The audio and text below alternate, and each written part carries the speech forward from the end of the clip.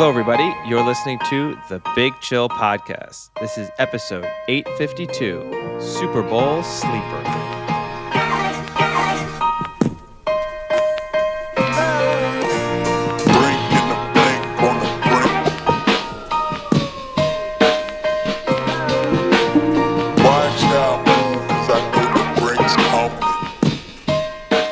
Hello, Big Chillians, and welcome back to the Big Chill Podcast. I'm Frank, joined as always with Eddie. Eddie, how's it going post-Super Bowl? Yeah, things are going well. I have felt mildly almost jet-lagged. It was a few days in a row where, even by my standards, I didn't sleep very much. My Apple What Watch did the has whoop been say? it's been replaced by the Apple Watch, but the Apple Watch has been sending me severe warnings. I mean, I think I was supposed to be in bed about 3 hours ago. I can actually tell you how long I slept each day. This will be fascinating listening.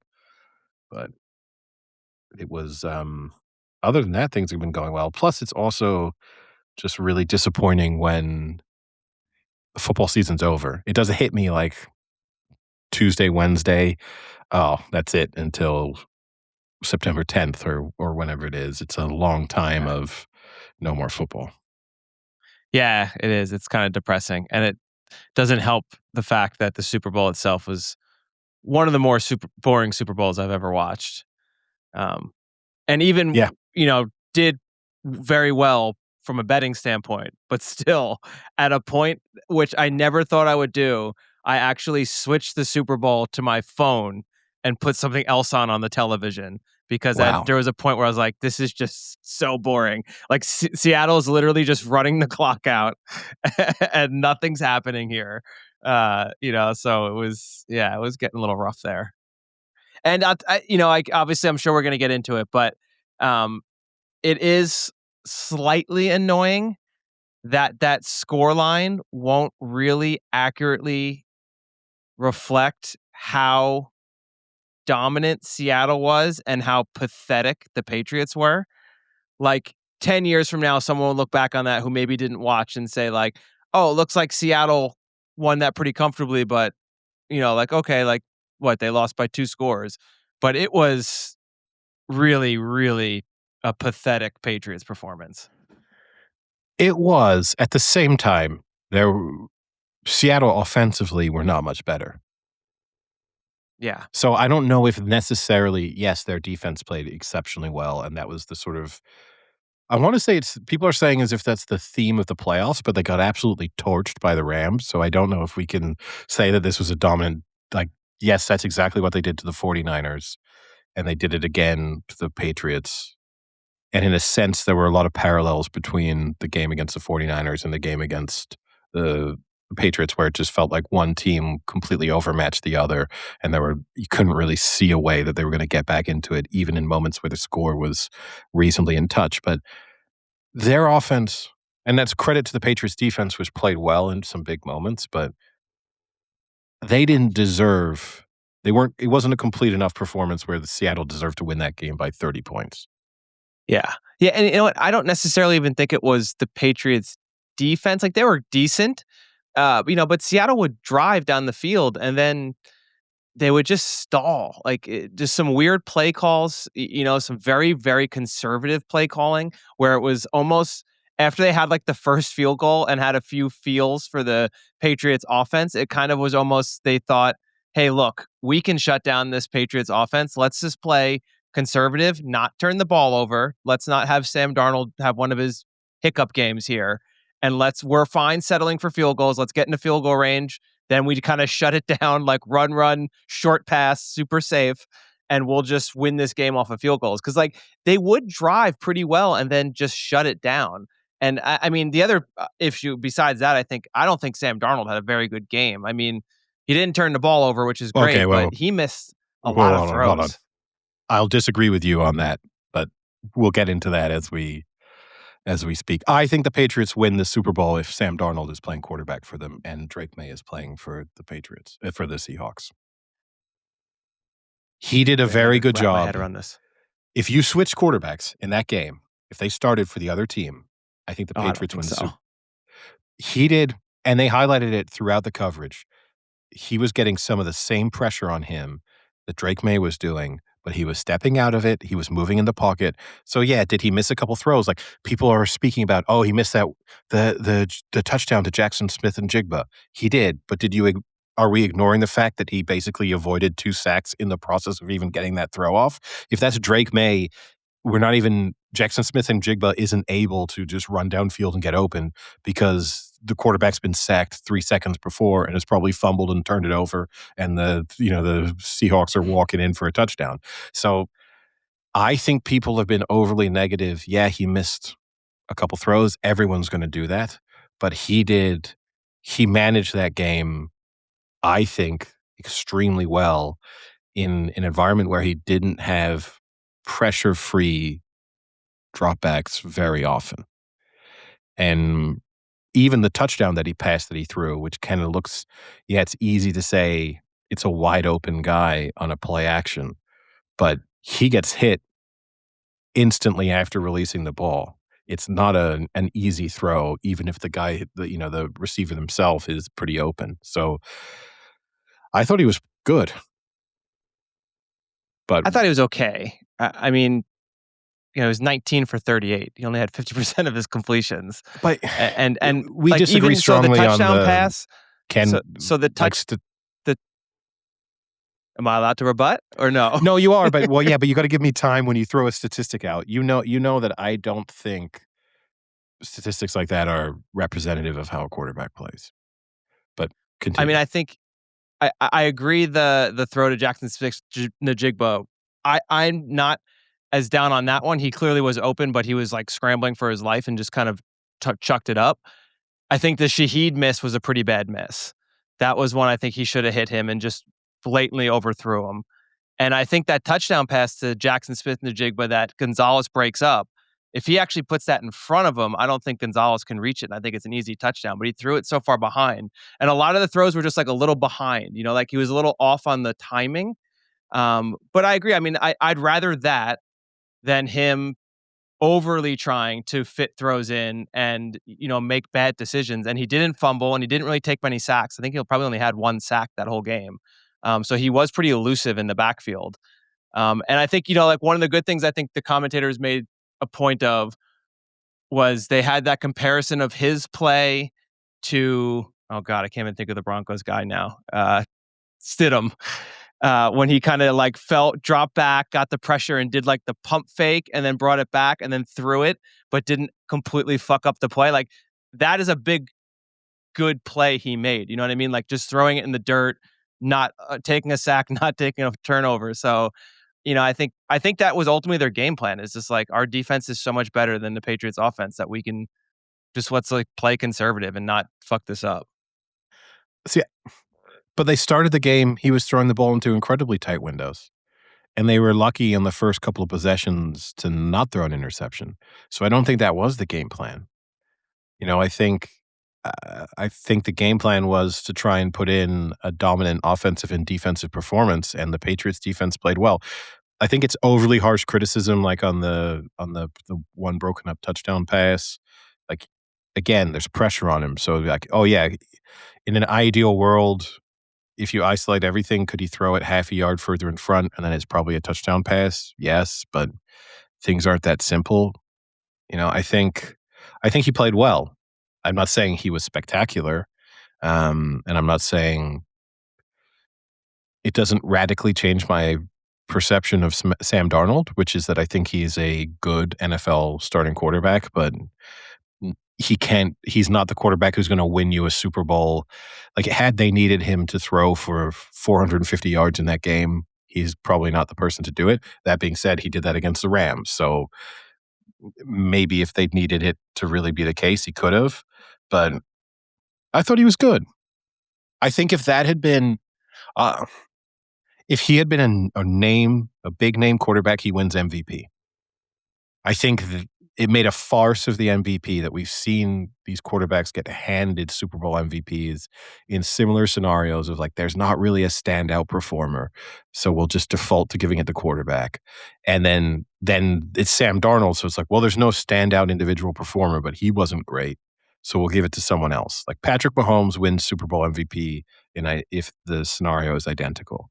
And I think I kind of feel sorry for him. I don't think he cares because he just seems like he's just happy to be on a winning team and to be somewhat appreciated. But yeah, I think he was good.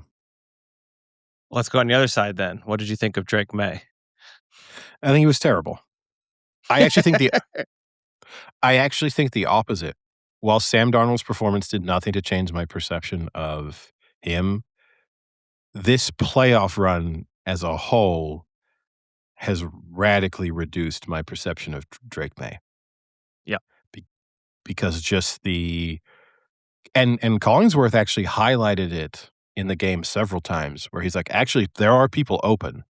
He's just not making the reads.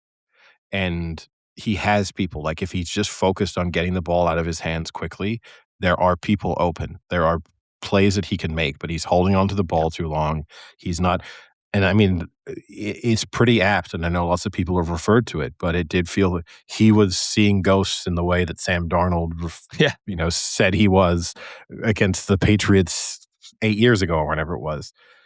But yeah, I think if you look, they're so lucky that they're there, but he managed to make the Super Bowl without one good quarterback postseason performance, and he was their weakest part throughout their playoff run.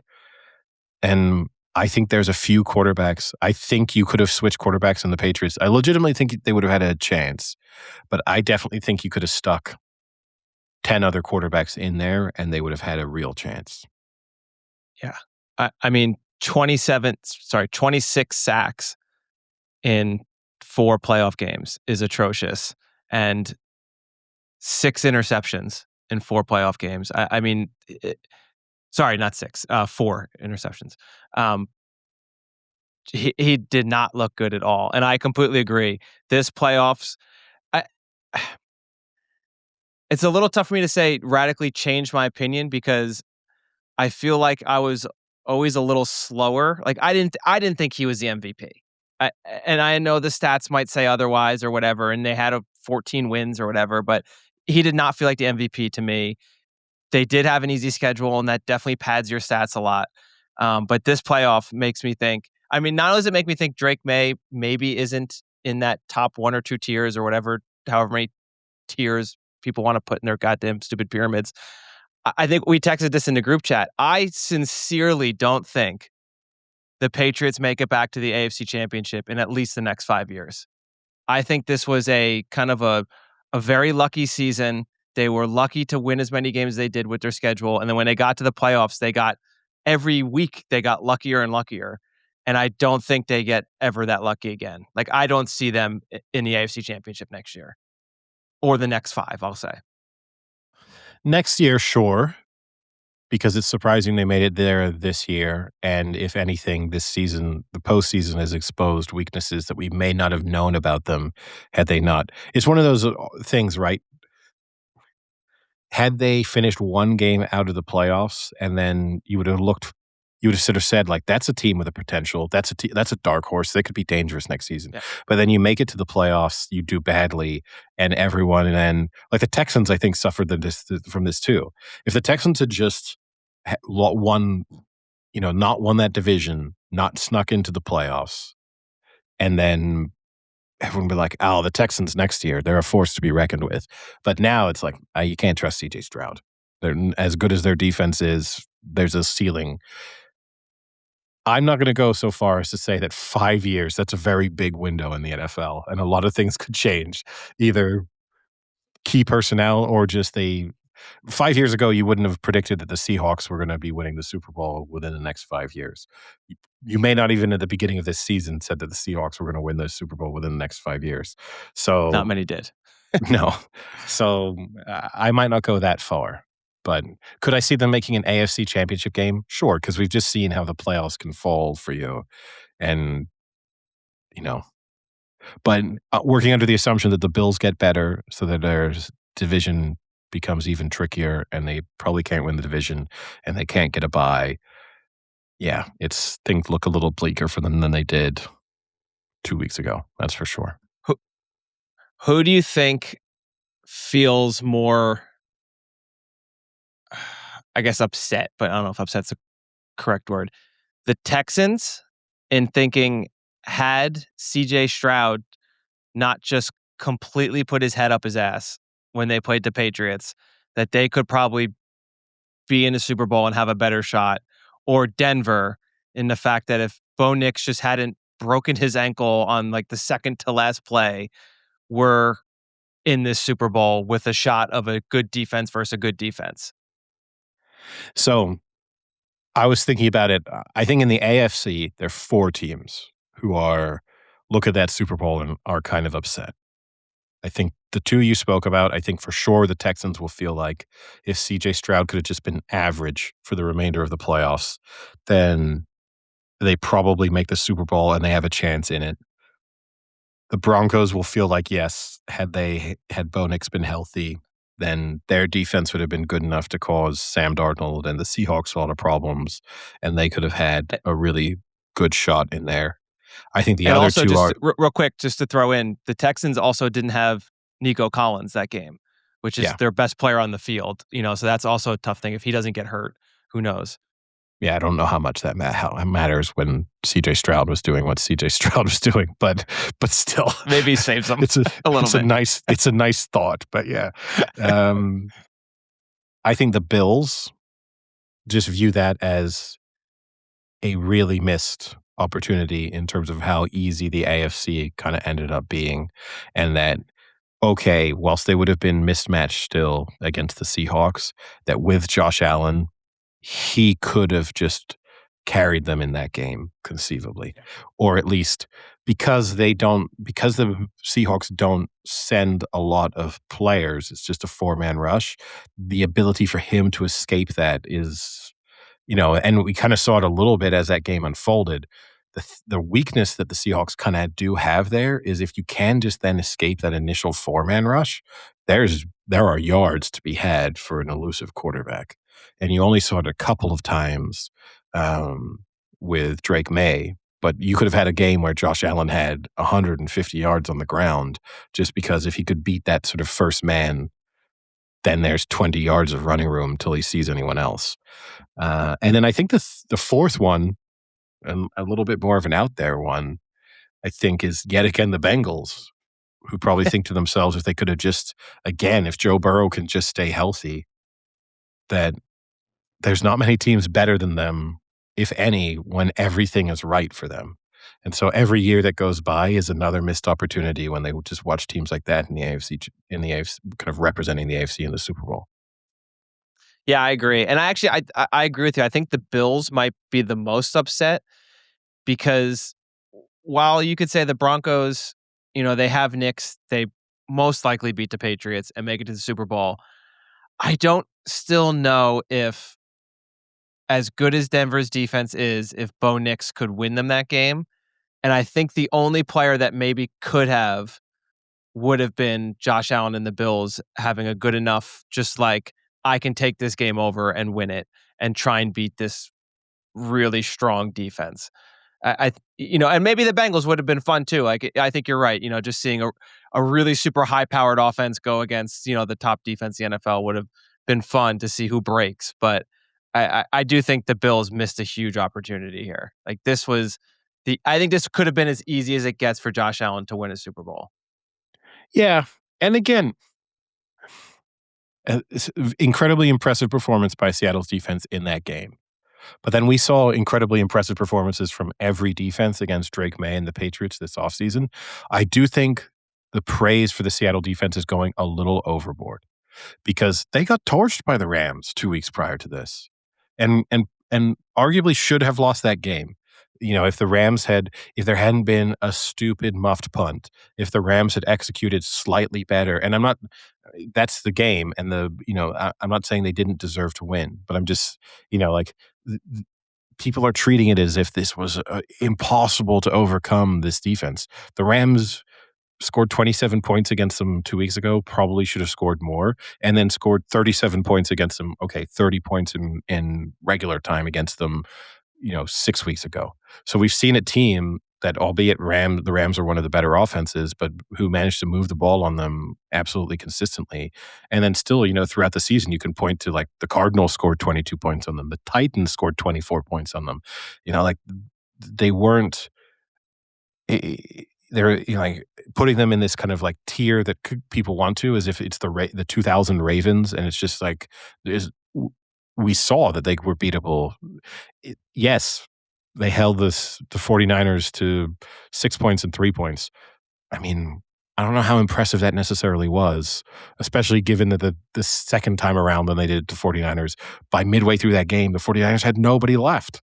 Like, I think the Patriots would have held them to 6 points in that same scenario. Like it wasn't some remarkable achievement. But yeah, I think there's a few teams who will feel like, and then getting to the NFC side of things, I think the Rams are the obvious. Like, they'll say if they could have just figured out.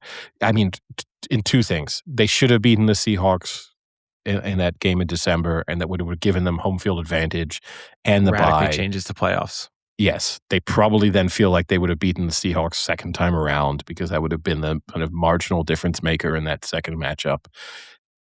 Even in ignoring that, they will feel like they could and should have beaten them in the NFC Championship game, and then there's no doubt that they win the Super Bowl. Like there's I cannot imagine. We spoke about it going into the Super Bowl itself. I can't imagine that the Patriots would have fared any better against the Rams. Yeah, no, I completely agree, and I mean, I think we discussed it a few times that NFC Championship, that was the Super Bowl. Those were the two best teams left in the playoffs, or probably to start the playoffs even, and they had a much more entertaining, fun, back and forth, closer game. And I think whoever won that game was going to win the Super Bowl. And that, I think the Rams would have easily beat the Patriots had they come out on top, if they had not missed that 4th and 4 on the 6-yard line. Yeah. And then I also think that the Packers and the Bears will feel like, not to the extent of the Rams, but kind of almost in that Bengals territory of like, if the Packers, it's like if we could have just stayed a little bit healthier, and if it's the Bears, it's like, yeah, we could have got around further, and we were just the type of team who knows. And again, I think both of those teams would feel like if we'd made the Super Bowl, we win it. So it was just a case of making it through a couple more rounds in the NFC, and then it would have been ours for the taking. Yeah, I mean, like I said, overall is a pretty down performance on Drake May. Did you see? So there's been two things that have kind of annoyed me about the end result. So the first one obviously is that people are speculating that Drake May's shoulder was a lot worse injury than people had thought, and this whole thing about, he was sitting out a few practices and this and that, and that's why he was so bad. I don't really buy it, because we watched the entire playoffs. When he was getting pressured, he was not good, and he was fumbling and getting sacked and seeing ghosts and kind of crumbling under the pressure. So that was the first one that kind of bothered me. But the second one was the Will Campbell one. I don't know if you saw that today. It was announced that apparently Will Campbell, the tackle who just got completely exposed in the playoffs, he had a torn ligament in his knee for the playoffs.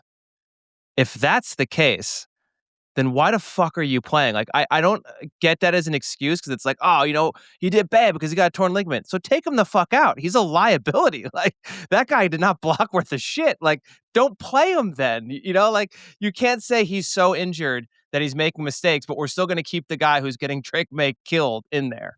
Like, that kind of annoys me in a way. Yeah, I mean, it's standard though, right? In all American sports, that you come out with a list of excuses for why you lose. We see LeBron James do it every season. But the thing, the Campbell pushback would be, I mean, he couldn't block. After about week 3, he got off to a really hot start, and it was like, wow, look at what a smart move by the Patriots, taking a tackle in the first 5 picks. Like, that's what people should do every time. People waste picks on wide receivers and quarterbacks, and you should just take the best tackle available. Even though going into the draft, people weren't sure that he was the best tackle in the draft. But yeah, he had first couple of weeks, he looked pretty good, and then for the rest of the time, he was the weak spot. So are they arguing or implying that he like had an injury from week 4 onwards, and they Yeah. played him for 5 months with an injury. But yeah, I don't buy the Drake May one either because I don't think it matters. Again, it wasn't that he was missing throws. It wasn't watching someone of like, oh gosh, and you think like, yeah, the mechanics aren't quite right, or his arm strength isn't there. He wasn't even getting throws off. And maybe the psychology there is he felt like he couldn't make the throw, so he holds onto the ball a little bit longer. But fundamentally, he was missing reads. He was missing adjustments in their protection. Like there were times throughout this playoffs where there were obvious, oh, there's a guy who's completely unblocked, and you haven't identified that at the line, and then as a result, yeah, you get obliterated. But a good Yeah. quarterback would have just like, oh, we better shift. Like I need someone to pick up that edge rusher who looks like no one's there. Like I'm not just going to run the play and hope for the best. And that seemed to be what he was doing at times. Yeah, it was not impressive. Yeah, bad game. I mean, from both Bad sides, game. from an entertainment perspective, that was a really boring game. Yeah. Now, did you watch the British or American broadcast? British broadcast. Yeah, I would say the commercials also not so great. There was a few decent ones, but The only, overall, I mean, I'd already seen the Duncan. the Instacart commercial that I found to be reasonably funny. The Benson Boone and Oh yeah, I laughed at that one. Ben and Stiller falls off the top trying to do a backflip. That's pretty yeah, good. that one's like mildly amusing. Again, I'm not the type of person who's ever going to be like blown away by a commercial, but it did feel like having watched most of them, they're just like all AI slop. Like that's just where we Well, are did you now. see the Dunkin' Donuts one with the yeah? Better. What do you like better? The how about them apples or how about them nuts? I think they improved the line. I thought They that was did pretty good. actually. I like that. Yes, that would have made more sense as a You like line donuts? in How about those nuts?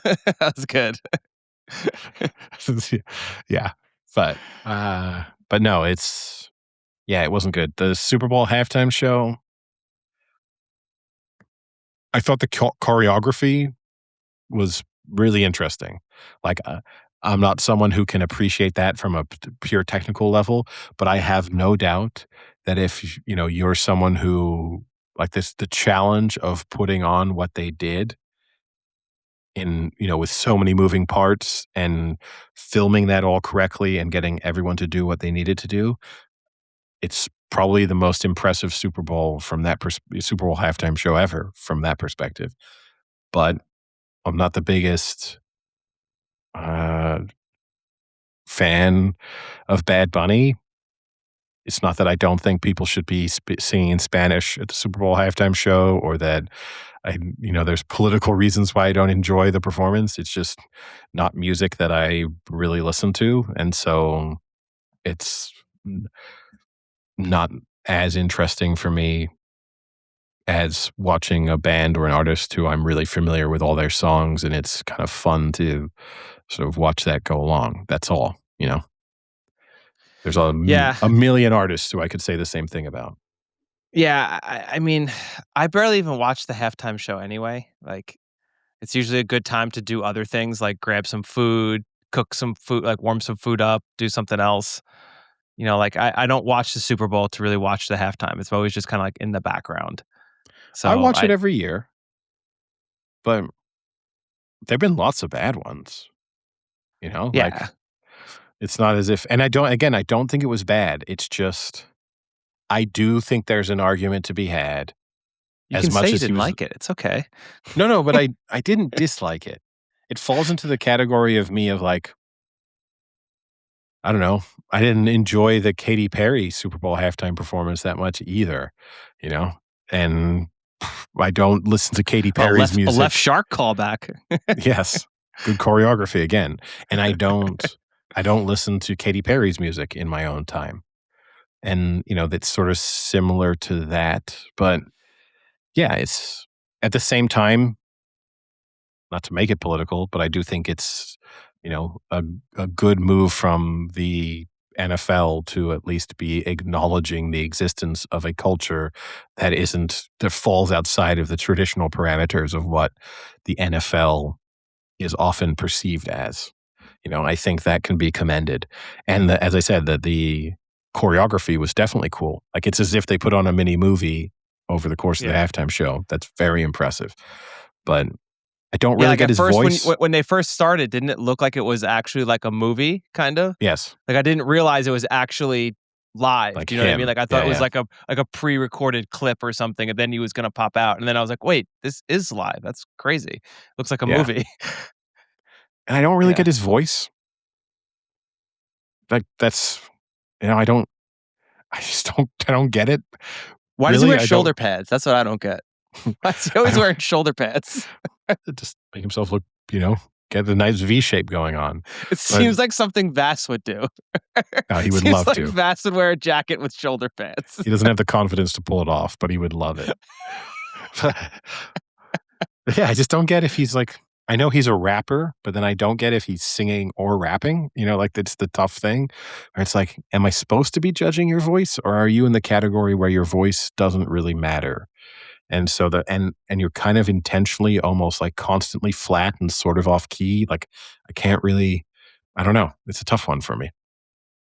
Well, what And not about helped by Green Day before? Did you like the we Green only Day pre-Super Bowl performance? only got a brief glimpse of that. So I got a little bit of when they were performing American Idiot. That was the only thing we briefly got. And then when Tom Brady and the other Hall of Famers were kind of like standing on stage with them. That's it. Anything else then? Super Bowl related, or get to some other sports maybe? Um, so I am going to put myself firmly in the camp that I do not feel Kenneth Walker III. I know you and I were speaking about it during the game, but I do not think Kenneth Walker III should have been the MVP. I think Myers should have got it. I kind of do too. I think if you score 17 of the points, because also what you're kind of saying is a kicker can never get it. Yeah. Like, they basically, and I understand the only pushback you can have is that none of his kicks were hard.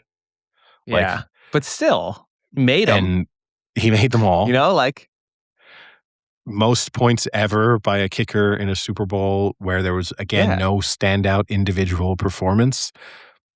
It kind of feels like, so it is legitimately, it's basically saying the only way you could get it is you do that, and then you hit like a 67-yarder to win the game. Like, this is what you're going to have to do as a kicker. But I feel like giving it to a running back who not only didn't score a touchdown, but never came close to scoring one. I mean, other than the play that was called back. Callback, yeah. But legal plays focused on.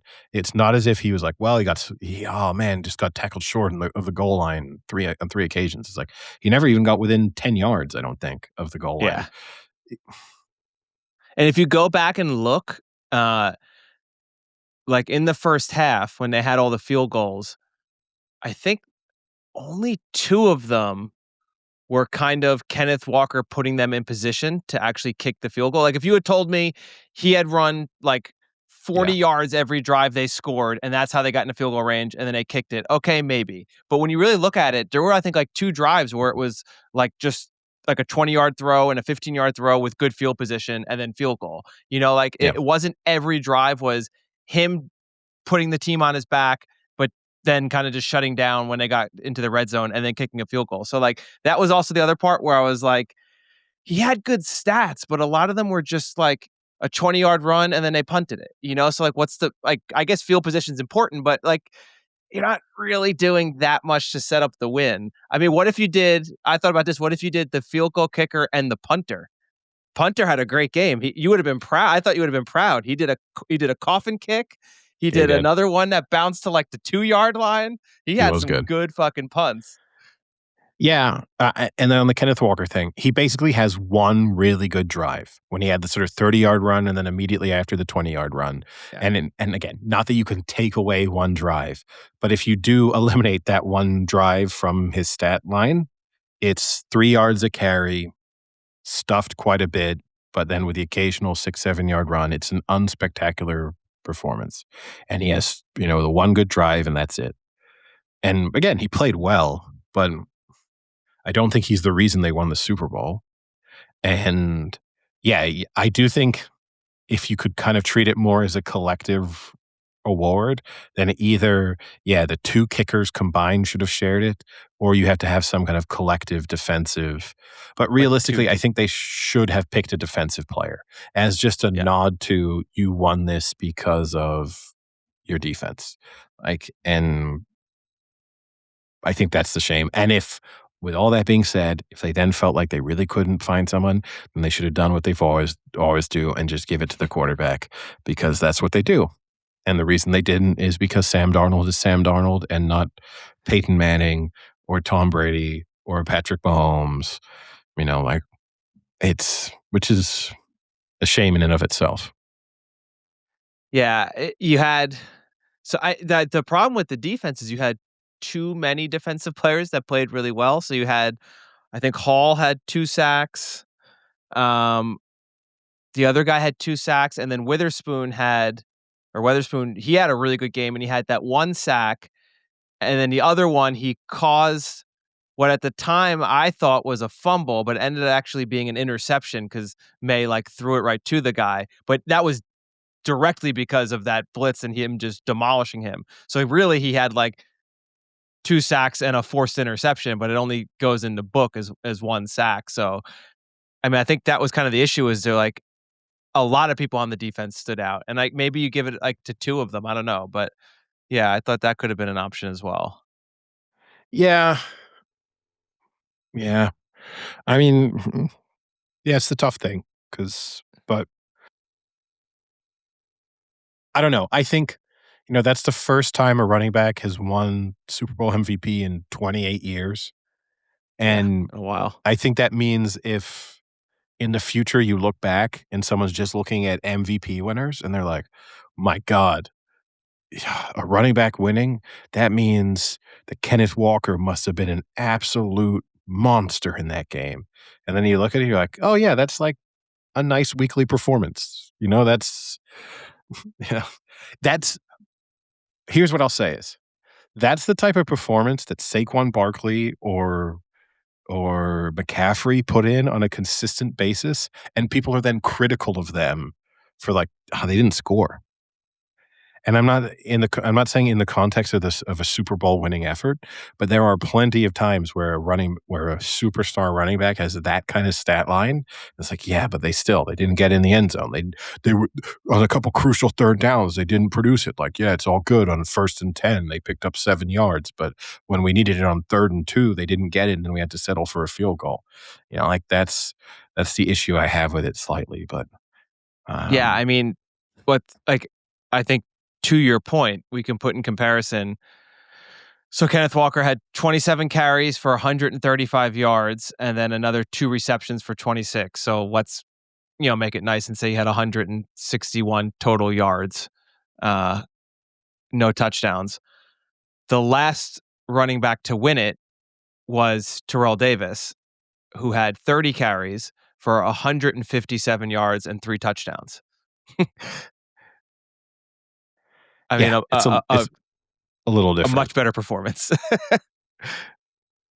Yeah. In a game they won 31-24. So, I mean, he had 21 of the 31 points for his team. Yeah, and I mean, you look historically, so if you take the last non-quarterback to win, which was Cooper Kupp in 2022, he had 8 receptions for 92 yards, but had 2 touchdowns. So Yeah. it was the sort of key moments you could point to. The closest you could say is Julian Edelman in 2019, which was, that low-scoring, terrible Patriots-Rams Super Bowl, where he has 10 receptions for 141 yards, but that was in a game where literally nothing happened. So he was by far and away the statistical leader there, but other than that, it's just quarterbacks, some of whom don't even have, You think back to, like, let's say 2021 when the Buccaneers won, their defense just dominated that game, manhandled the Chiefs, like, very similar to this one, and Tom Brady ended up with 201 passing yards, so kinda similar to Sam Darnold from that perspective. The difference is that he also threw for 3 touchdowns, and he's the Super Bowl MVP. I Is the leap from a quarterback perspective from 1 touchdown to 3 touchdowns when when your defense is dominating to that extent, like, is that big of a difference? I don't think it really is. Like, I don't think back on that Super Bowl performance and my first thought is like, "Wow, Tom Brady was great." It was like the similar to this one. I'm gonna remember this Super Bowl and be like, "The Seahawks defense absolutely dominated." And that's the same. I remember that when it's like, "Oh, yeah, the Buccaneers just never gave Mahomes a second. He was scrambling for his life the entire game." Yeah.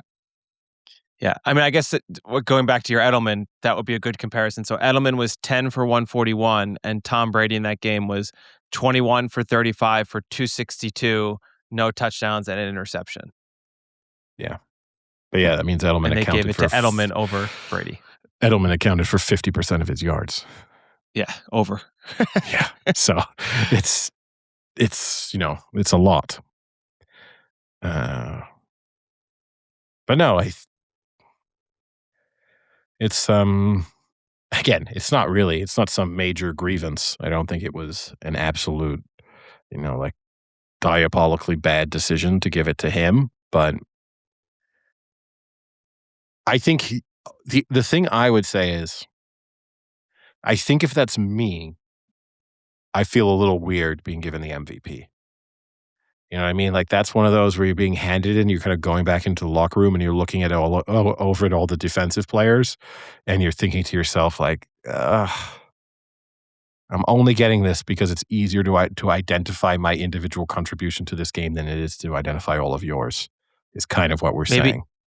maybe he pulls the Mean Girls and breaks it into a bunch of pieces and gives each defensive player a piece. Or gives them the car he wins and then tells them that they can share it. But you have to pay the tax on it. Yeah. And it's a 1-year lease.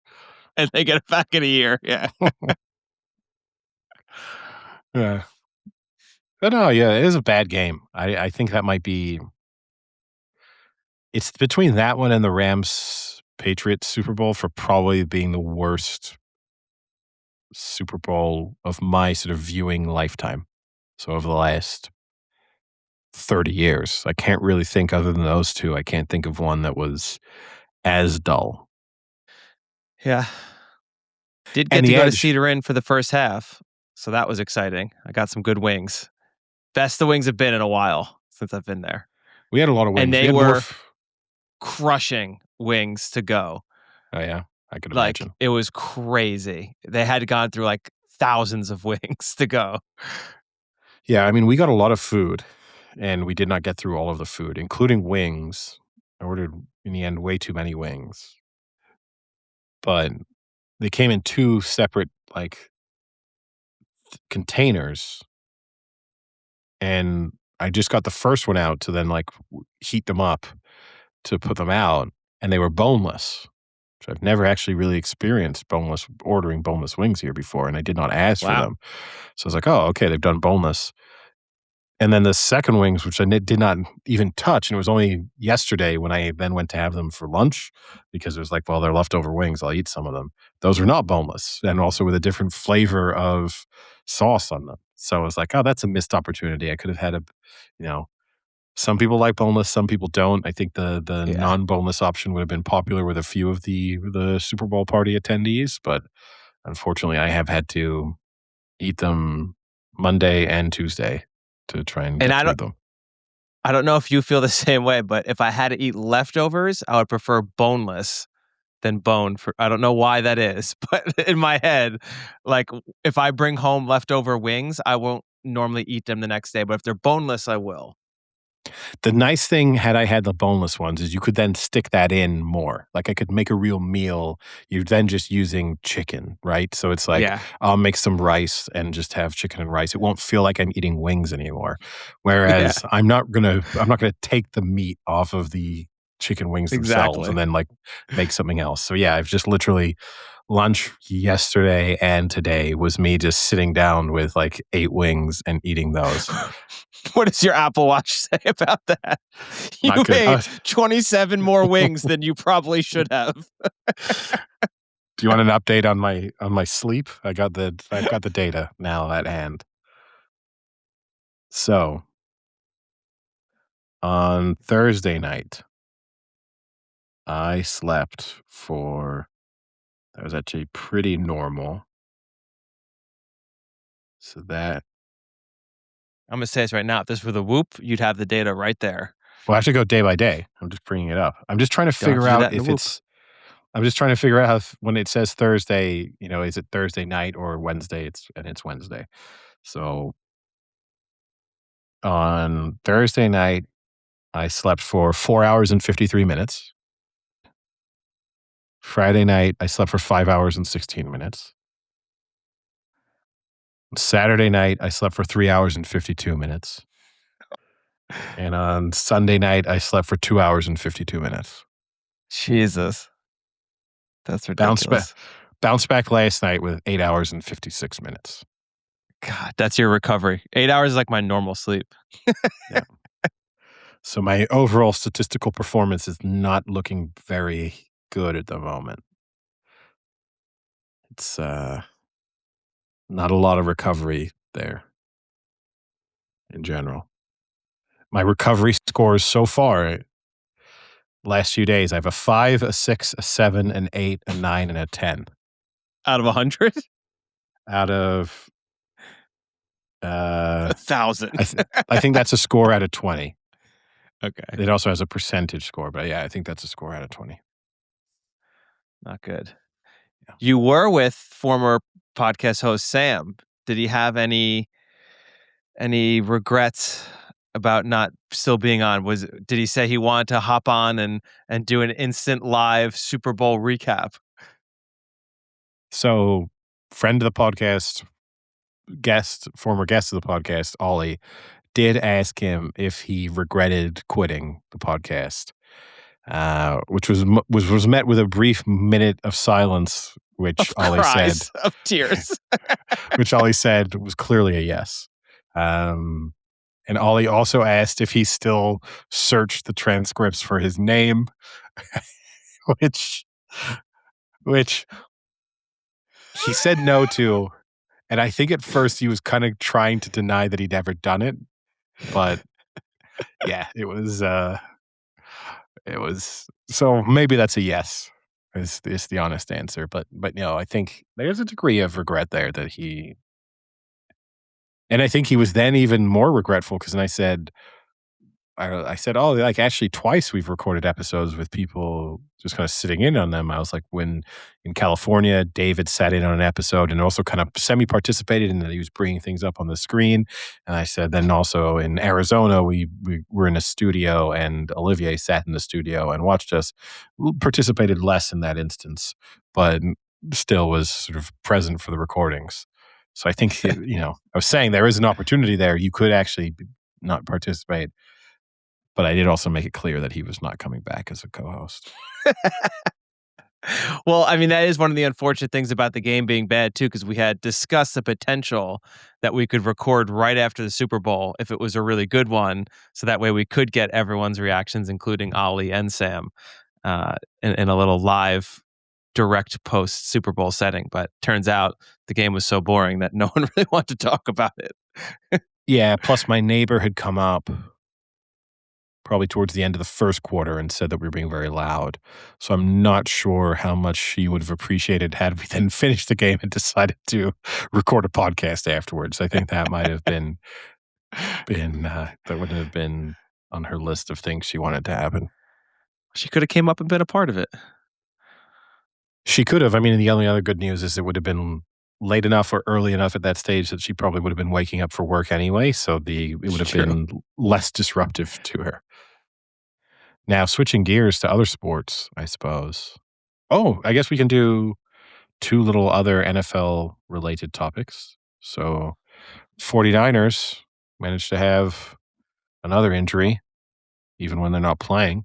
Don't know if you saw, but 49ers player was Keon White was shot over the weekend. So he's had Another to have, Niner player shot?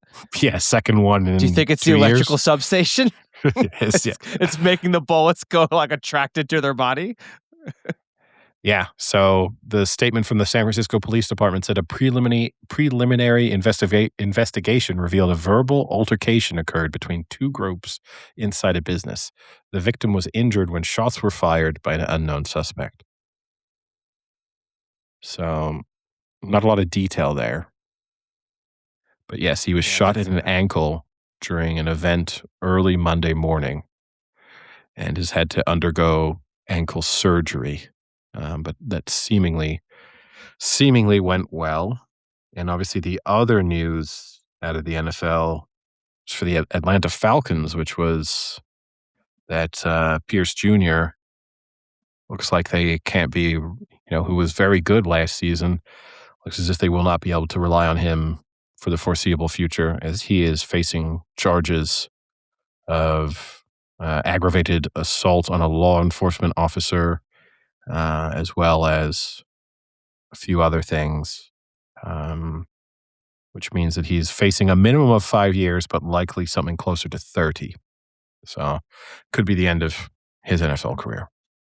Yeah, it was pretty I mean, he was, like, following his not wife, girlfriend, I guess, or ex-girlfriend, and Yeah. she He was, was like, trying to, driving to the police station. yeah. And he was ramming her car with his Lamborghini Yeah, and crazy. then was stopped by the police, fled the scene, seemingly hit one of them with his car as he was fleeing the scene, and then was later apprehended. So not a good look for him. That's probably the only surprising thing is he was let out on like $28,000 bail. It feels now I know it's relative to a degree of the charges that you face, but it's also relative, right, to the significance of that money to you. And I mean, if I'm him, Yeah. I'm getting out of the country. That's me gone. If it's 30, okay, I'll accept the fact that my NFL career is over, but 30 years in prison does not sound like fun. He can go play in Europe. I think they might catch you then. I think that might be slightly harder to fly under the radar, Alright, and Canada. you'd have to think about where there were extradition agreements, right? You'd have to. Yeah. Now, last episode, I had also said that I would not be watching any Winter Olympics unless I was in a bar and the Winter Olympics happened to be on. I lied to the audience. Last night, as I was getting ready to go to bed, I did watch some Winter Olympics. I watched the ski jump. Wait, can I guess? Oh, Oh, damn it. sorry. Which was on. What is it? The ski Just jump? Yeah, just because I turned on the TV and the ski jump was on. And it is true. It's just mind blowing that some humans do this. Like the fact that that's a thing that someone I don't fully, and I've even watched the videos previously of how people get into it and how you increase. But the fact that someone sees that and thinks that they want to be a flying squirrel coming off a ramp and then try and land, it's insane. Yeah, and then even crazier is that they're willing to inject their penis to get a better jumpsuit. Have you seen that story? No, Oh, really? I It haven't was, seen this. all over for, 3 days. No, I haven't seen this. To what? So Make it smaller? No, so you make it bigger for when you get fitted for your suit, because if you have, a bigger suit, you have, less wind resistance somehow. So people were supposedly there was a controversy that athletes were injecting themselves with, I think, hyaluronic acid, which would increase the size to make the fitting bigger, and then they would stop it. But that was a big conspiracy theory for 3 days. It was all over the internet Well, that the anti-doping agency was investigating it. hopefully Vass doesn't listen to this, because if not, he's about to start injecting himself with some stuff. Not that he's going to take up ski jumping at any point, but he'll certainly want the bigger penis. And Yeah, I've watched a little of the Winter Olympics. I've been watching the women's ice hockey because that's usually on in the afternoon, so it's a pretty good thing to put on in the background. Um, I mean, the group stages, the teams kind of dominate, so you can kind of just keep it on, and like if a goal happens, kind of look over. I did watch some of the ski jump as well. What was the other one we were watching that was pretty crazy? Some of the snowboard stuff, like the big air snowboard was on, but not tuning in to to watch something specifically, just like, Yeah. oh look, the Olympics are on. Let's just throw it on. It is true. Like sometimes there is nothing else on, and like sport is better than nothing. Like Yeah. you can always kind of get something out of a sport, whether you have like any idea what's going on or not, or how difficult something is or not. And it had me thinking for a lot of the things I was watching, what you were saying about the how difficult is this really, or is it just such a niche sport that these players are so good at it? Yeah, and I wanna put ski jump firmly not in that category. Because I think regardless of yes, you probably need to be born in the right environment to even consider that as a possibility, but you also have to be a complete psycho. So the percentage of people who are not born in that particular, right time, right place, but also who have the right physical capabilities and the right mindset, I don't think that's a huge, Yeah, population size. But yeah, certainly for some others, it is. I didn't see Lindsey Vaughn's live. I mean, I've seen the crashing. replay, but I did not watch that or see that live. That's obviously a sad story. Like, you have to admire the effort that she put in to even compete given the severity of her injury. And she puts a lot of other athletes to shame in terms of people who sit out for months and months Yeah. with far less severe injuries in far less physically demanding sports. Well, Will Campbell had the same similar injury. He didn't sit out, and look, he almost True. got Drake May killed. True, but if Lindsey Vonn even though she only lasted like 7 seconds, in order to put a Will Campbell-esque performance in, she would have had to, like, fallen off the ski lift on the way up to compete and then, like, landed on another American who was about to win the gold medal. I think that would have been then we could have said that was like Will Campbell. Speaking of American female athletes, I know a few weeks ago I mentioned on the podcast that Serena Williams had re-entered the drug testing protocol for the WTA. She will officially be eligible for return to competition as of February 22nd. So we're just under 2 weeks away from when she could conceivably make a return. That being said, she's still yet to make any announcements or declare any intent of doing so, but seems bizarre that she would have gone through all of this, that she's just taking drug tests for fun at this stage, I guess is is what she's pretending that she's doing. We'll have to be on Serena watch then. I mean, talk about return to competition. We haven't had an update in a few weeks about your paddle career. Your That's only been a week. I well, haven't played this week yet. I mean, it's only Tuesday, ooh, and I well, will you be played playing. 6 days last week. So I'm definitely playing on Thursday. So I've got that locked in the calendar already. There is a small possibility I play tomorrow. Okay, I've got my brand new balls ready to go, so I think they're gonna help me. So that's the good news. they don't provide the balls They at the do, place. but theirs are like coaches' balls, so they're the long-lasting balls, and they're never as, firm as you might really want them to be. So these are not only are these Amazing. brand new and very firm, but also I've probably gone Say it more again. advanced. I've probably gone more advanced in terms of how these are like a higher speed rating, but I think that's gonna favor me more than hinder me. So this Oh, is, we'll see how it goes. but that means people have to vote to play with your ball. No, they might vote out of playing with a ball when they start with it, but I think as with most things, if you say like, if you've got a new can and you're able to open the can, that's always gonna win in the, like, who has balls, discussion. So, Got it. and as you even saw, it's like that time you and I went to play pickleball and that one kid had balls that were way better than your pickleballs. And you do Yeah. know, as dumb as that sounds with what is fundamentally a wiffle ball, you still kind of notice the difference as you're playing. Oh, I definitely notice the differences now. Speaking of, I mean, pretty big milestone in my pickleball career. I have surpassed my partner. So we played singles Sunday, and I beat her 5 straight games. Wow. Yeah. It's no longer the better pickleball player. This is the How rapid progress that I'm having. or the massive regression that she's making, which, you Maybe. know, Whatever that means, it doesn't bode well for our doubles team. It just no, keeps us the same, but just slightly like shifts who's going to fuck yes. up less Yeah, that's interesting. At what point do you cut ties and move on to someone better? That's tomorrow. I've already put out a Facebook marketplace app nice. question.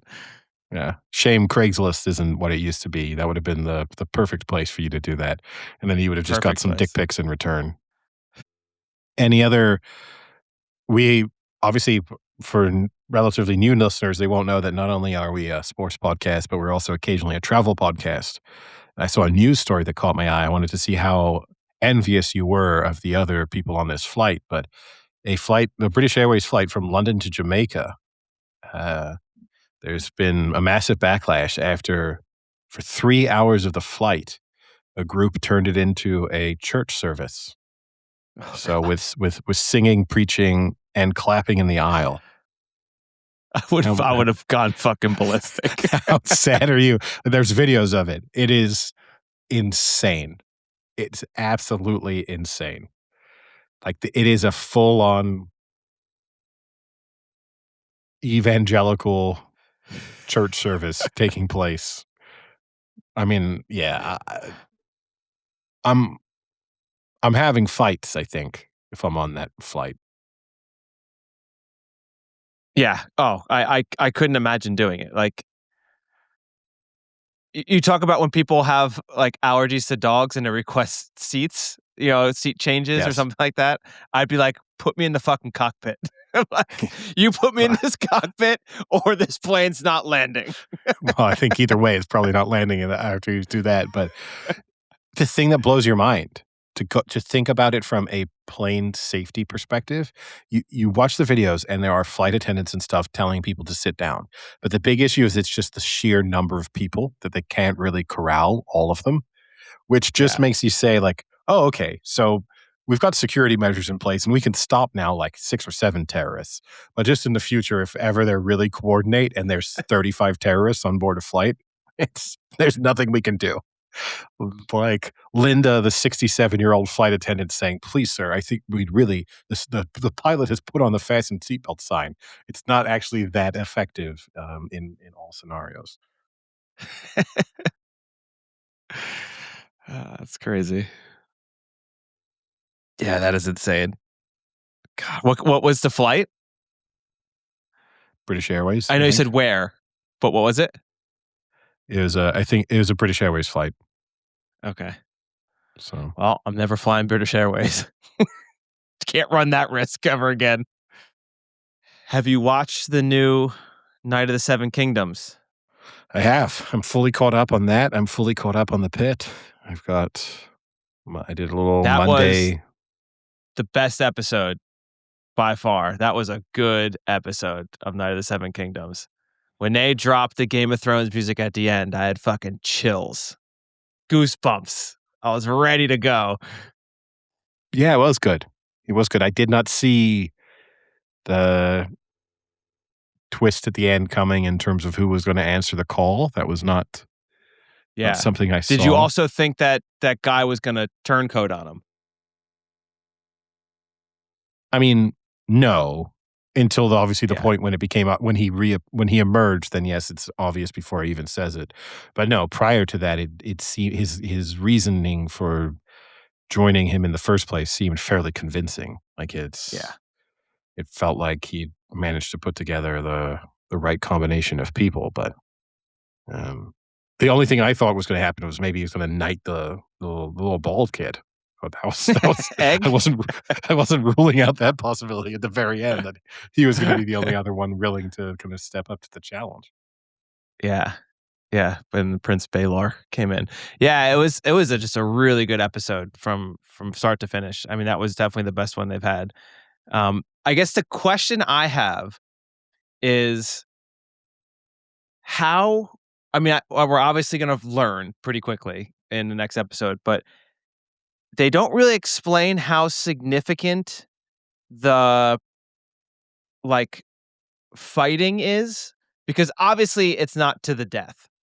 I mean, that this would be insane if, in no way would a brother join up to have to potentially kill his brother and his nephews. So like it must be, if someone is down, do they have to yield, or do they have to be like knocked unconscious? Like what is the level upon which like you are out of the seven?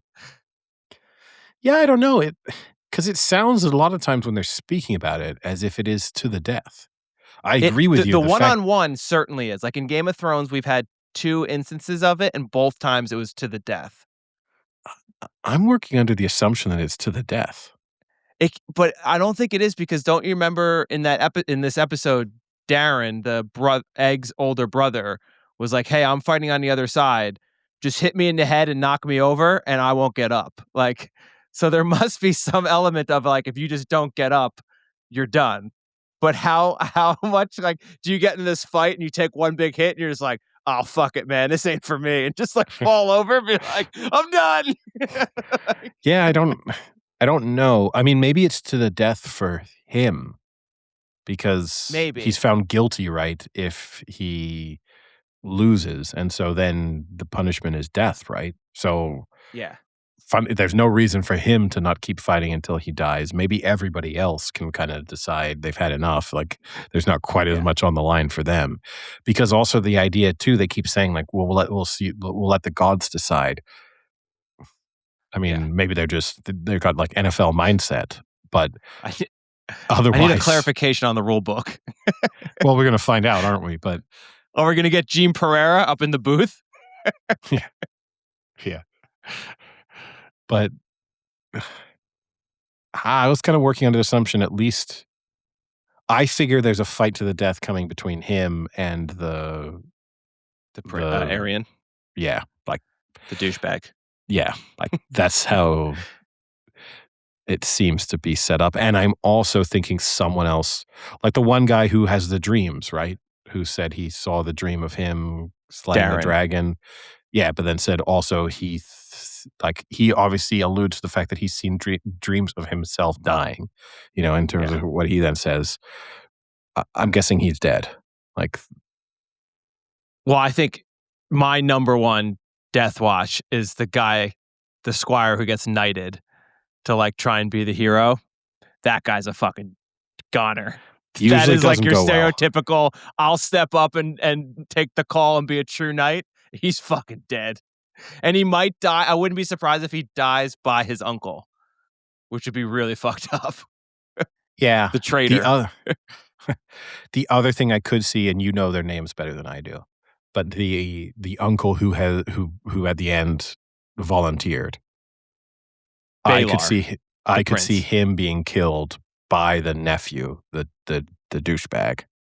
I could see Arion. that as the, like, Ooh, "Oh, yeah. this isn't" and that's when it's like, "Well, this isn't supposed to happen, like, why have you done that?" This is fucked, guys. This is supposed to Yeah, be a nice little festival, and now we got nephews killing uncles here. but, yeah, I think someone's certainly dying. Even if this is Yeah, not that escalated quickly. supposed to be to the death, I think we're gonna see a couple. Someone's dying without a doubt, but I don't think everyone has to die.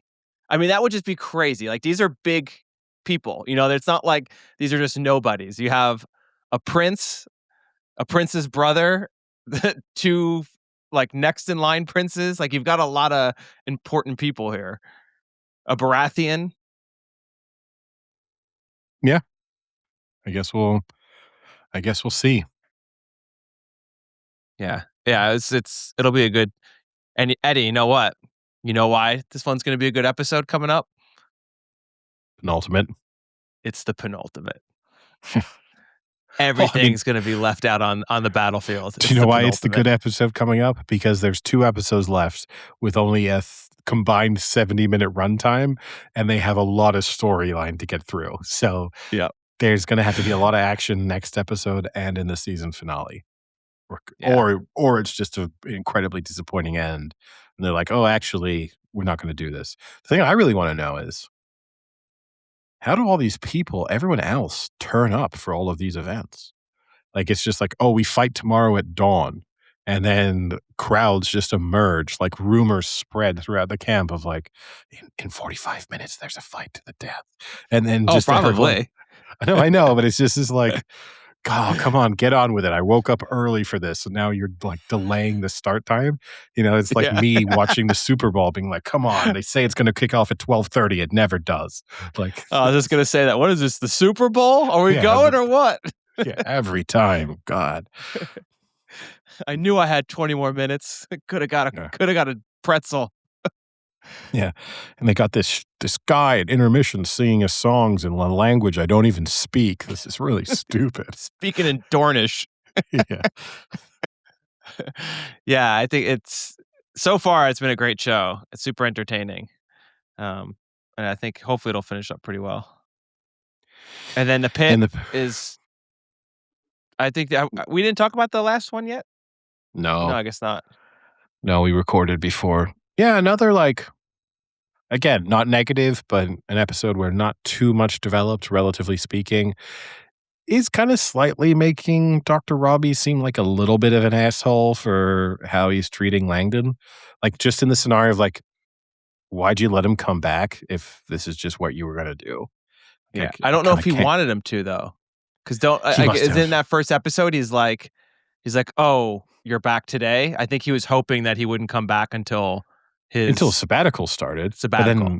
then he was gonna be back when he came back from the sabbatical. You know what I mean? Like, Or or is this a life-ending sabbatical, Eddie? I think there's a different word, but it's Is but, like, is he in a 7-on-7 fight? maybe he knows. But yeah, like, that would have he could have avoided the awkwardness of the first day back, but if he really just didn't, he would have his own awkwardness would have still been there, but it does Yeah. feel slightly dickish, and, you can tell that's building one way or another probably within this season to either Langdon redeems himself with some kind of amazing bit of medical kind of magic, or completely fucks up and then is sort of, or, like, is so frustrated by the way he's getting treated that he does start, like, using drugs again or something. You could kind of start Yeah. feeling that sort of tension build. The thing that I thought was interesting, I'd listened to another podcast about this, but they were saying it feels like when you're watching the show that Dr. Robbie has been, like, holding this grudge for a really long time because it's weeks as we're watching it. But in reality, it's only been, like, 4 hours, and if you think about if there's someone at work that you're kind of pissed at, you're not gonna like you're still gonna be pissed at them from, 9 to lunchtime for the most part. You're not all of a sudden then gonna be like, "Ah, fuck it," like, whatever, So, like, it makes a little more sense when you think about the real-time aspect, but it feels like it's almost dragging a little bit now where it's like, "All right, Robbie, enough. Like, just fucking say your piece or make up or don't or whatever." But like, when you drop episode by episode like that, it makes it feel drawn out a little more. Yeah, I do agree with that. That being said, in the environment in which they're working, you would think a certain, like, a greater level of pragmatism would emerge. Yeah. Like, in this, like, "Oh, we don't have enough doctors, and there's an influx of even extra patients coming in. Should we bring him back from triage? No, no. I don't like him very much right now. I'd rather see a patient die than have to communicate with this guy," which is basically what he's saying. What Like, happens? It's what yeah, happens too. yeah. It's like, I can think of nothing worse right now than having to be in the same room with that guy. If patients have to lose their lives, he'll learn a lesson. Actually, speaking of, I don't know if you caught it, but they did give a little shout out that was a slight concern to me in the episode because at one point Robbie had said he was talking to the head nurse about, I think it was because he didn't want to be with Langdon. He's like, "Oh, what's like, give me a patient or something like that." And then she makes the comment, "There's a pickleball player who With ruptured their Achilles in the waiting Achilles. room." And I was Yes. like, "Oh no, fuck me. Like, why you got to do that to me? Come on. That's not fair." Yeah, I mean, I was watching with someone who was just over a year removed from their Achilles injury. And they were very excited that their injury was about to appear in the pit, but then Never so appeared. far, so far, haven't seen them. Yeah, so far nothing, but we might get it. I hope we don't. I don't wanna hear anything about how he's like a terrible pickleball player and he goes on Thursdays to face old people and he fucking ruptured his Achilles. I don't wanna hear it. Yeah, not the most exciting medical issue to deal with either. Maybe they'll show it, like, all coiled up, though, in the calf. That'd be pretty cool. Yeah, like I guess it makes sense to go to an emergency room with a ruptured Achilles, but then I mean, They would just you move just him right up to to surgery. surgery. Like it Yeah, feels once you've been diagnosed with that's what it is, you would have thought there's not a yeah, lot they're gonna do for you in the ER. I suppose other than maybe give you painkillers while you wait for surgery to be available. yeah. It's probably now that we've watched, what, a season and a quarter of The Pit, it seems like they'll have to get admitted in, surgery will have to be called, and then they'll have to wait for surgery to like, a room to open up for them to go up or something. So we might see that person yet. I hope we fucking don't. What I will say is and we spoke about this, last season made me have like more confidence in the American medical system, where it's like actually all these doctors are very passionate and really talented, and the ways in which they find to cure you and solve problems is remarkable as they think on the fly and have this callback to sort of things they've done once 5 years ago or something they'd read in a medical journal. This season instills me with slightly less confidence.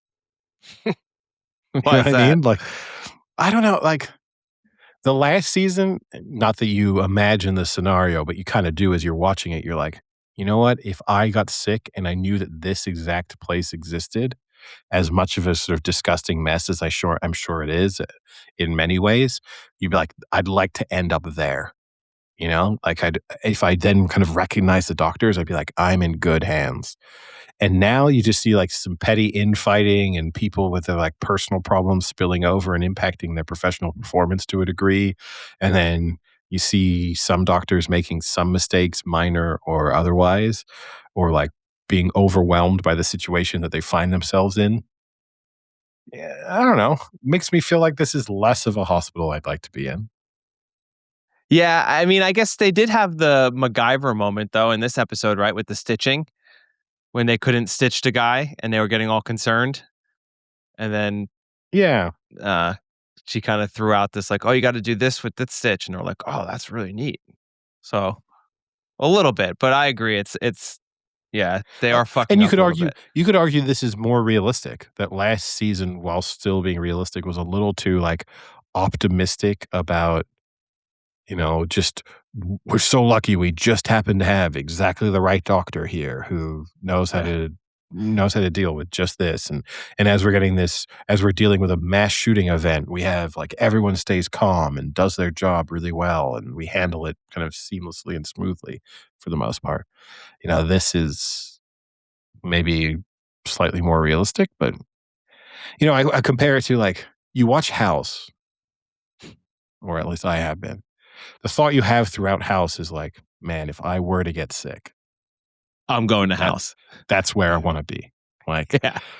things work out pretty well if no matter how sick you are, things work out pretty well if you're there. Whereas and you kinda had that feeling slightly of like, "Man, if I was in Pittsburgh and I got shot and I ended up and Dr. Robbie was there, I'd be like, I'm feeling pretty good about my chances." Now, it's like, "Oh my god, no, Dr. Robbie's here, and Dr. Langdon's in the room next door. I'm fucked." Like, they're gonna let me die while Dr. Robbie goes and stares at a wall. Anything else? I don't think so. I think that's pretty much it. Alright. Well, Oh, actually, oh, we have to discuss briefly, go back to sports. We didn't discuss at all the Premier League this weekend, and we can't let the episode go by without at least mentioning the Manchester City Liverpool match and the dramatic Oh ending yeah. there. I think to as much as some of our listeners who maybe don't continue through the sports side of things may not have stuck through the television talk. If they have, this is their little treat. But Can I start by asking a question? yeah. So, I mean, I guess if people are listening, they probably know what happened in that match. But at the very end of the match, uh, there's a Manchester City player pretty much sends a ball towards the Liverpool goal where there's no goalkeeper in there, so it would kind of be rolling in. Holland goes and is running after it to kind of kick it forward to make sure it goes in, and just gets completely ripped from behind. Like someone just clearly pulls him, stops him from doing that. And then subsequently, he then does the same thing to that player who pulled him to stop that player from clearing the ball. And then the ball kind of just keeps traveling in. My question is, again, I don't know the rules inside and out, but I feel like the first foul is clearly a foul where if he doesn't foul him, that is 100% a goal. So how is that not like still automatically a goal or a penalty at least? Like I don't understand how it ends up then being like nothing. I mean, he gets a red card, but like how is like a goal not awarded or at least a better chance not awarded? Yeah. So Because yeah, then just to really pay, quick to follow through with my other train of thought, so then you can do everything. Because then the subsequent foul that Holland has is because of the original foul. Like he wouldn't have made that foul had he not been fouled to stop him from easily scoring a goal. So to me, like everything after that almost shouldn't count in a sense. Like maybe it counts towards a card, but it shouldn't count in the sense that it was still a goal that should have been scored and then it wasn't. So like I don't know. That's kind of my thought. yeah, I get what you're saying, and they're fortunate that it was a scenario where Manchester City were winning. So Manchester City were 2-1 up, and this was just the third goal to kind of kill the game off, but also as the time was running out anyway. Had that game still been 1-1, now obviously, why would Allison have been out of goal? But just to say it has for some reason happened, then I think that puts the referee in a more complicated position of feeling as if the decision that they take was going to then impact the actual outcome of the match. Whereas they were in this kind of nice spot of, we're going to do this by the letter of the law, which is, yes, Szoboszlai fouls Holland outside of the box, though, so we can't give a penalty. He's denying a clear goal scoring opportunity, so it's a red card. But that doesn't mean that Holland then has carte blanche to do everything and anything he wants to do. Like the referee is playing advantage at that point. It doesn't mean that Holland can do whatever he wants. Like had he turned around and just punched Szoboszlai in the face, you're not going to be like, yeah, but he got fouled first. So, it is what it is. The goal stands and we all move on. So, like, it's the correct. There's some people who are arguing like, oh, couldn't you just use common sense and just let the goal stand? Because I think the even stronger argument is, I don't think Holland pulling back Szoboszlai at the end impacted his ability to get to the ball. Like, I don't think he was getting there anyway. Whereas Holland was definitely getting there without the original pullback, but Yeah. that pulling slowed both of them down and also took them both a little off course. They were then not like directly in line with the ball. And yeah, I don't think he was getting there either way. But yes, like there have been plenty of people who said, just let common sense prevail, let the goal stand and move on. But you can't, because whilst in this scenario it's pretty clean, if you're then setting some kind of precedent where like next time around there's more variables, or like you've got to just go back to that original foul and punish it appropriately. The thing that was surprising for me almost was like the ferocity even of Liverpool's complaints. Like they almost brought the review on themselves, because Szoboszlai was like losing his mind about how he'd been pulled back. So he was sort of complaining about the goal. It's like very obvious from the start of, if there's VAR steps into this, you're getting sent off, and you're losing this game no matter what. But now you're one of their better players, and you've got a 3-match suspension. Like the best case scenario for Liverpool in that moment was just to let the goal stand and have play continue. Yeah. I also think the referee handled it pretty intelligently in that he just told the Manchester City players, like, if this free kick goes out of bounds, the game is over. Yeah. Because they just smacked the ball into the stands. Like, it was almost kind of surprising because Liverpool didn't set a wall or anything. And it was just outside the box. Like, the fact that that they were smart, like, the temptation didn't prevail and them think, like, I can get, like, Shirky to think, I can get the goal I've just been denied. But yeah, it was a shame. It's a shame for Shirky because that would have gone down as, like, one of those iconic Premier League goals. And instead, it's just this weird footnote in an exciting final 15 minutes of Yeah. a game. And yeah, I mean, And Szoboszlai getting sent off after a great free kick.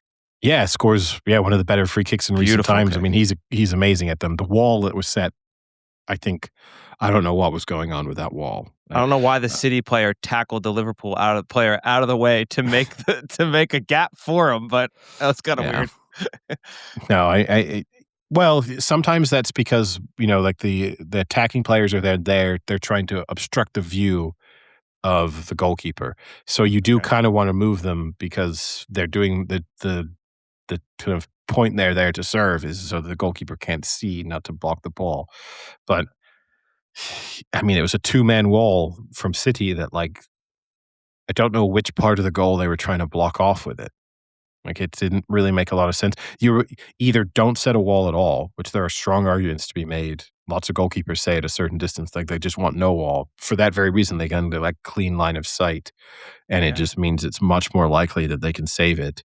Or if you're going to set a wall, set a proper one and actually, like, kind of block half the goal off. But they did either one or the other. But it was a good game. I mean, it kept that final 15 minutes was, you know, Premier League football at the moment is often so dull, and that was 15 minutes of really exciting football. Yeah. And it keeps the Premier League title race well and truly alive. Like, clearly not all is not well at Manchester City, and Pep Guardiola is back to having mental breakdowns on the side of the pitch. But they remain within touching distance of Arsenal, and they just need one more slip up in the next month to then really have the pressure be on. I did upset former co-host Sam. I said I really don't want Arsenal to win the Premier League. He did not enjoy that conversation. And I said I don't think that they play football that is worthy of being Premier League champions. But he disagreed with me, which is fine to do. If only he could have not quit, he could have disagreed with you live on the podcast. He can start his own podcast and on it say why Arsenal definitely deserve to be Premier League champions. That will probably be very Co-pilot popular. and Sam. Yes. Yeah. It's just him talking to co-pilot. Yeah. Just podcast can just be called the Cuck Seat. I hope he still searches for his name.